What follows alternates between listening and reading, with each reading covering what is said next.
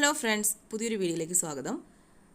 ഇന്ന് നമുക്ക് +2 ലെവൽ എക്സാമിനേഷൻ്റെ ക്വസ്റ്റ്യൻസും റിലേറ്റഡ് ഫാക്ട്സും നോക്കാം. നമ്മൾ നോക്കിക്കൊണ്ടിരുന്നത് 8/6/2024 നടന്ന CPO എക്സാമിനേഷൻ്റെ ക്വസ്റ്റ്യൻസും റിലേറ്റഡ് ഫാക്ട്സുമാണ്. അപ്പോൾ വീഡിയോയിലേക്ക് പോകാം. 12. ചന്ദ്രനിലെ ശിവശക്തി പോയിന്റ് ഏത് ഗർത്തത്തിനിടയിലാണ് സ്ഥിതി ചെയ്യുന്നത്? Answer option B, Manzinus C, Simpelius N. ഇപ്പം എന്താണ് ഈ ശിവശക്തി പോയിന്റ് എന്ന് പറയുന്നത്? ചന്ദ്രയാൻ 3 ദൗത്യത്തിൻ്റെ ഭാഗമായ വിക്രം ലാൻഡർ ചന്ദ്രനിൽ ഇറങ്ങിയ സ്ഥലം അറിയപ്പെടുന്ന പേരാണ് ശിവശക്തി പോയിന്റ്.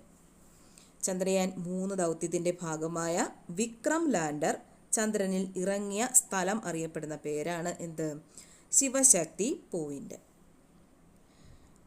ശിവശക്തി പോയിന്റ് സ്ഥിതി ചെയ്യുന്ന കോർഡിനേറ്റുകൾ 69.373 degree south, 32.319 degree east. Shivshakti point എന്ന പേര് പ്രഖ്യാപിച്ചതാരാണ്? നരേന്ദ്രമോദിയാണ് ശിവശക്തി പോയിന്റ് എന്ന പേര് പ്രഖ്യാപിച്ചത്. എന്നാണ്? ഓഗസ്റ്റ് 26, 2023. അപ്പോൾ ഓഗസ്റ്റ് 26, 2023 നരേന്ദ്രമോദിയാണ് ശിവശക്തി എന്ന പേര് പ്രഖ്യാപിച്ചത്. ചന്ദ്രയാൻ 3ൻ്റെ പ്രോജക്റ്റ് ഡയറക്ടർ ആരാണ്? പി വീരമുത്തുവേലാണ് ചന്ദ്രയാൻ 3ൻ്റെ പ്രോജക്റ്റ് ഡയറക്ടർ. അടുത്ത ക്വസ്റ്റ്യൻ 13.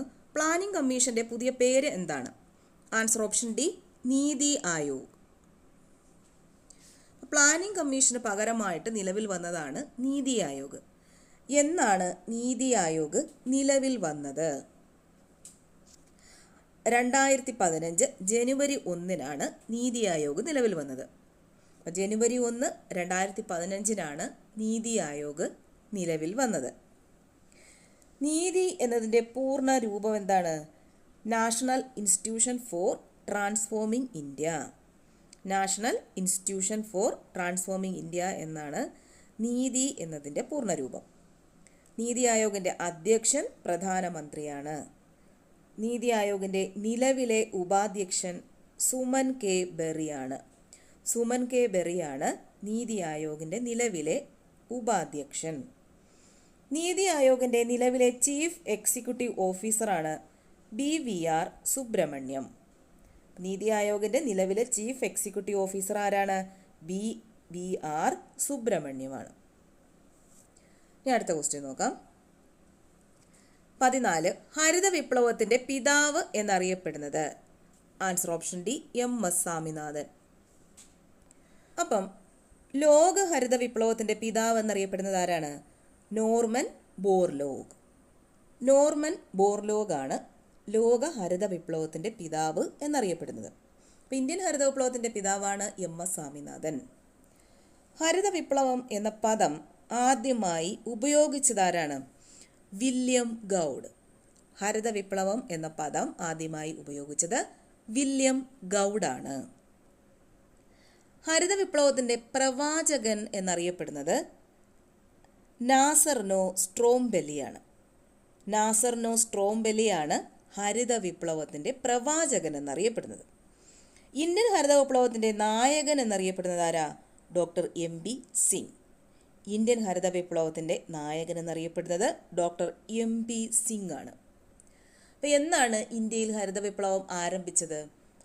1967-68 കാലഘട്ടത്തിലാണ്. 3ാം പഞ്ചവത്സര പദ്ധതി കാലത്താണ് ഹരിത വിപ്ലവം ആരംഭിച്ചത്. ലോകത്തിൽ ഹരിത വിപ്ലവം ആരംഭിച്ച രാജ്യം ഏതാണെന്ന് ചോദിച്ചാൽ മെക്സിക്കോ. മെക്സിക്കോയിലാണ് ലോകത്താദ്യമായി ഹരിത വിപ്ലവം ആരംഭിച്ചത്. ഇനി അടുത്ത ക്വസ്റ്റിലേക്ക് പോവാം. 15. ഗ്രാമവികസനത്തിന് ഗ്രാമീണ വായ്പ നൽകുന്ന പ്രധാനപ്പെട്ട ധനകാര്യ സ്ഥാപനം? Answer option D, NABARD. അപ്പം എന്നാണ് നബാർഡ് രൂപീകൃതമായത്? 1982 ജൂലൈ 12 നബാർഡ് രൂപീകൃതമായത്. 1982 ജൂലൈ 12. ചെറുകിട വായ്പകളുടെ നിയന്ത്രകൻ എന്നറിയപ്പെടുന്നത് ഏതാണ്? നബാർഡാണ് ചെറുകിട വായ്പകളുടെ നിയന്ത്രകൻ. നബാർഡ് രൂപീകരിക്കാൻ ശുപാർശ ചെയ്ത കമ്മിറ്റിയാണ് ശിവരാമൻ കമ്മിറ്റി. നബാർഡ് രൂപീകരിക്കാൻ ശുപാർശ ചെയ്ത കമ്മിറ്റി ശിവരാമൻ കമ്മിറ്റി. നബാർഡിൻ്റെ ആസ്ഥാനം എവിടെയാണ്? മുംബൈയിലാണ്. നബാർഡിൻ്റെ ആസ്ഥാനം മുംബൈ. നബാർഡിൻ്റെ പൂർണ്ണ രൂപം എന്താണ്? National bank for agricultural and rural development. National bank for agriculture and rural development. തെക്ക് കിഴക്കൻ ഏഷ്യയിലെ ആദ്യത്തെ കാലാവസ്ഥാ വ്യതിയാന കേന്ദ്രം 2018 ലക്നൌവിൽ സ്ഥാപിച്ചത് നബാർഡാണ്. തെക്ക് കിഴക്കൻ ഏഷ്യയിലെ ആദ്യത്തെ കാലാവസ്ഥാ വ്യതിയാന കേന്ദ്രം 2018 ലക്നൌവിൽ സ്ഥാപിച്ചതാരാണ്? നബാർഡാണ്. ഇനി സ്റ്റേറ്റ് ബാങ്ക് ഓഫ് ഇന്ത്യ സ്ഥാപിതമായത് എന്നാണ്? 1955 സ്റ്റേറ്റ് ബാങ്ക് ഓഫ് ഇന്ത്യ സ്ഥാപിതമായത്. റിസർവ് ബാങ്ക് ഓഫ് ഇന്ത്യ സ്ഥാപിതമായതോ? 1935 April 1 Reserve Bank of India സ്ഥാപിതമായത്. എവിടെയാണ്? കൽക്കട്ടയിലാണ് ആദ്യമായിട്ട് റിസർവ് ബാങ്ക് ഓഫ് ഇന്ത്യ ആരംഭിച്ചത്. ഏത് കമ്മീഷന്റെ ശുപാർശയുടെ അടിസ്ഥാനത്തിലാണ് റിസർവ് ബാങ്ക് സ്ഥാപിതമായത്? Hilton young commission. Hilton young കമ്മീഷന്റെ ശുപാർശകളുടെ അടിസ്ഥാനത്തിലാണ് റിസർവ് ബാങ്ക് ഓഫ് ഇന്ത്യ സ്ഥാപിതമായത്. ഇതും കൂടെ ഓർത്തു വയ്ക്കുക. അടുത്ത ക്വസ്റ്റ്യൻ നോക്കാം. 16. സാധനങ്ങളുടെ വില തുടർച്ചയായി വർദ്ധിക്കുന്ന പ്രതിഭാസത്തിന് പറയുന്ന പേര് എന്താണ്? ആൻസർ ഓപ്ഷൻ സി, പണപ്പെരുപ്പം. അപ്പോൾ പണപ്പെരുപ്പ സമയത്ത് വായ്പകളുടെ അളവ് കുറയ്ക്കാൻ വാണിജ്യ ബാങ്കുകളെ ഉപദേശിക്കുന്നത് ആരാണ്? കേന്ദ്ര ബാങ്കാണ്. പണപ്പെരുപ്പ സമയത്ത് വായ്പകളുടെ അളവ് കുറയ്ക്കാൻ വാണിജ്യ ബാങ്കുകളെ ഉപദേശിക്കുന്നത് കേന്ദ്ര ബാങ്കാണ്. അപ്പോൾ കേന്ദ്ര ബാങ്ക് ഏതാണ്? റിസർവ് ബാങ്ക് ഓഫ് ഇന്ത്യയാണ്. റിസർവ് ബാങ്ക് ഓഫ് ഇന്ത്യയാണ് കേന്ദ്ര ബാങ്ക്. പണപ്പെരുപ്പ സമയത്ത് വാണിജ്യ ബാങ്കുകൾ വായ്പ നൽകുന്നതിൻ്റെ അളവ് കുറയ്ക്കാനായി കേന്ദ്ര ബാങ്ക് റേറ്റ് വർദ്ധിപ്പിക്കുന്നു. അപ്പം എന്താ ചെയ്യുന്നത്? പണപ്പെരുപ്പ സമയത്ത് വാണിജ്യ ബാങ്കുകൾ വായ്പ നൽകുന്നതിൻ്റെ അളവ് കുറയ്ക്കാനായിട്ട് കേന്ദ്ര ബാങ്ക് എന്ത് ചെയ്യും? ബാങ്ക് റേറ്റ് വർദ്ധിപ്പിക്കും.